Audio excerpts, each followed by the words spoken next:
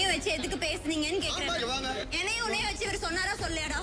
அவங்க ஆதிரேக்கும் நட்பு இருக்கு, அதனால அவர் வந்து அவங்க கேட்க மாட்டாரு. எதுக்கு நீங்க என்னையும் அவனையும் வச்சு நட்பு இருக்கு? ஹாய் ஹலோ எல்லாருக்கும் வணக்கம் and welcome back to our channel. So Bigg Boss வீட்டுக்குள்ளே 3வது ப்ரோமோ வெளியிட்டு இருக்காங்க. ஆதிரை தையத்தக்கான்னு குறிச்சிட்டு இருக்காங்க. ஏன்னா இவங்களையும் எஃப்ஜேவையும் கம்பேர் பண்ணி, அதாவது சேர்த்து வச்சு ஒரு விஷயத்தை வந்துட்டு பேசிட்டாராம் நம்மளுடைய வினோத்.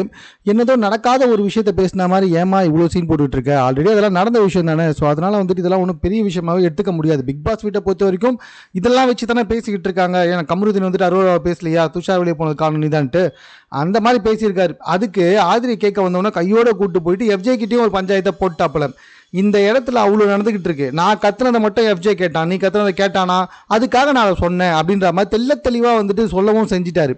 அப்பவும் வந்துட்டு இவங்களுக்கு எக்ஸ்பிளனேஷன் பத்தல போல. அப்பவும் வந்துட்டு என்ன பண்ணுறாங்கன்னா, இல்லை நீங்கள் அந்த மாதிரி சொன்னது எனக்கு பிடிக்கல அப்படின்ற மாதிரி சொல்லிட்டாங்க. அதுக்கு உடனே கானா வினோத்தும் சொல்லிட்டாரு, அப்படி வேணா சொல்லிக்கோ, ஆனால் தப்புன்னு ஒன்றும் சொல்லாத அப்படின்ற மாதிரி ரொம்ப தெளிவாக வந்துட்டு கானா வினோத் அவர்கள் பேசிட்டாரு. அதுக்கப்புறமா வந்துட்டு நம்ம ஆதிரையால் பேசவே முடியல, என்ன செய்யுது ஏது செய்யுதுன்னு தெரியாமல் அப்படியே விழிப்பிங்கி நின்று விட்டார்கள். இதுதான் 3வது ப்ரோமோ. இந்த வீட்டை பொறுத்த வரைக்கும் வந்துட்டு ஏகப்பட்ட பேர் இப்படி தான் பண்ணிக்கிட்டு இருக்காங்க. அதாவது ஒவ்வொருத்தருடைய மெயின் பாயிண்ட்டையும் வீக்னஸையும் வச்சு தான் விளையாடிக்கிட்டு இருக்கானுங்க. ஸோ என்ன பண்ணுறது, இந்த கேம் இந்த மாதிரி ஆகிப்போச்சு. அப்படி இருக்கும்போது எதுக்காக தேவையில்லாமல் வந்துட்டு ஆதிரை இந்த அளவுக்கு கத்துறாங்க அப்படின்றது தான் தெரிய மாட்டுது.